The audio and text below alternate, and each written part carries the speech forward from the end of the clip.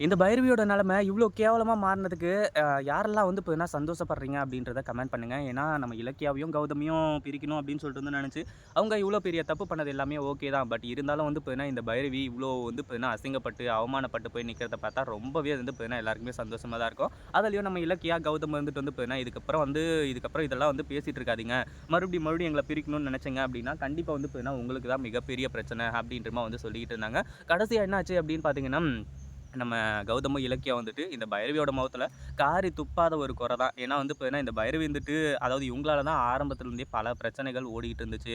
அது மட்டும் இல்லாம வந்து பார்த்தீங்கன்னா, நம்ம கௌதம் இருந்துட்டு இந்த பைரவி மேல செம்ம கோவத்துல இருந்தாங்க. எதனால அப்படின்னு பார்த்தீங்கன்னா, ஒவ்வொரு விஷயம் தப்பு தப்பா பண்ணிட்டு இருந்ததுனால. இதுக்கு முன்னாடில இருந்தே வந்து பார்த்தீங்கன்னா, அந்த சேர்மன் பதவியில இருக்கும்போது, அந்த கம்பெனிலேருந்து நெறைய சீக்ரெட்ட வெளிய குடுத்து, அதாவது அவங்க வந்து பார்த்தீங்கன்னா, நல்லா காசு பார்த்தது, எல்லாத்தையுமே ஆட்டைய போட்டது. அதனால தான் வந்து பார்த்தீங்கன்னா, அந்த ஒரு இதே வந்து இப்ப என்ன பண்ணாங்க. அதாவது அந்த இடத்துலருந்து அவங்கள வந்து தூக்குனாங்க. அந்த இடத்துக்கு நம்ம கௌதம் போனது இது எல்லாமே. ஆனா மறுபடியும் அத அடையணும் அப்படின்றதுக்கு, இது ஒரு சாக்கா வச்சு கடைசில நம்ம இலக்கியாவையும் விரட்டிடலாம் அப்படின்னு சொல்லிட்டு அவ்ளோ பெரிய பிளான் பண்ணாங்க. ஆனா அது எல்லாமே நடந்துச்சா அப்படின்னு கேட்டா கிடையாது. எல்லாமே வந்து பார்த்தீங்கன்னா, நம்ம இலக்கியா நெனச்ச மாரி நடந்துச்சு. அதுக்கு ஒரு முக்கியமான காரணம் யாரு? முக்கியமான அ ஒரு நல்லவங்க யாரு அப்படின்னு கேட்டா, அது நம்ம ரேவதி தான். ரேவதி இருக்கிறதுனால ரேவதியால தான் வந்து பார்த்தீங்கன்னா, இவ்ளோ பெரிய விஷயம் நடந்துச்சு. ஏன்னா எஸ்எஸ்கேவ பத்தி நம்ம ரேவதி வந்து இப்ப கூட சொல்லாம இருந்திருந்தாங்க அப்படின்னா, கண்டிப்பா வந்து பார்த்தீங்கன்னா அது எவ்வளோ பெரிய பிரச்சனையா இருக்கும்னு தெரியும். ஏன்னா, நம்ம இலக்கியா தோத்து போயி, கடைசியில கௌதம் விட்டு பிரிஞ்சு போயி, கௌதம் கிட்ட இருந்து அந்த சேர்மன் பதவி போயி, அதாவது அந்த சேர்மன் பதவி, அதுக்கப்புறம் வீட்டோட அதிகாரம் இதெல்லாம் பிரச்சனை கிடையாது. ஆனா, இலக்கியா நம்ம கௌதம் விட்டு போறாங்க இல்லையா?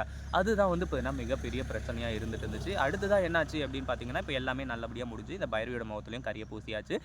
அடுத்தது வந்து பார்த்தீங்கன்னா, எஸ்எஸ்கே ஒரு பக்கம் வந்து பார்த்தீங்கன்னா, ரொம்ப திமிரா திரிஞ்சுகிட்டு இருக்கான். இதுக்கப்புறம் உன்னெல்லாம் சும்மா விட முடியாதுடா அப்படின்ற மாரி. ஆனா, அதே மாரி வந்து பார்த்தீங்கன்னா, நடக்குதா அப்படின்னு கேட்டா, உண்மையிலேயே அதே மாரி தான் நடந்துட்டு இருக்கு.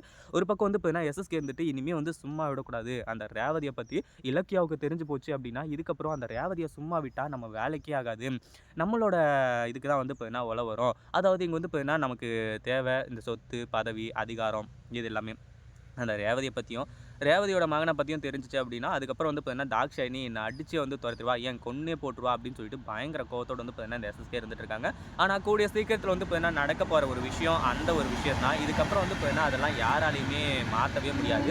ஏன்னா எஸ்எஸ்கே வந்து பார்த்தீங்கன்னா, ஜெயிலுக்கு போணும். இன்னும் வந்து பார்த்தீங்கன்னா, அந்த தாக்ஷாயினி வந்து இந்த எஸ்எஸ்கேவ தொரத்தணும். இப்டி வந்து பார்த்தீங்கன்னா, பல விஷயங்கள் வந்து நடந்துட்டு இருக்கு. இது எல்லாமே வந்து பார்த்தீங்கன்னா, கூடிய சீக்கிரத்திலேயே நடந்துச்சு அப்டின்னா ரொம்பவே நல்லாருக்கும். அடுத்தடுத்த விஷயங்கள் என்ன அப்டின்னு பார்த்தீங்கன்னா, அ நம்ம இலக்கியா இருந்துட்டு, நம்ம ரேவதிய கூட்டிட்டு போயி அந்த இல்லத்துல வந்து பார்த்தீங்கன்னா தங்க வைக்கிறது. அந்த இல்லத்துல தங்க வச்சதுக்கு அப்புறமா என்ன ஆகும் அப்படின்னு பார்த்தீங்கன்னா, ட்ரஸ்ட் மூலியமா அந்த பணம் அது இதுன்னு சொல்லிட்டு வந்து வரும் இல்லையா?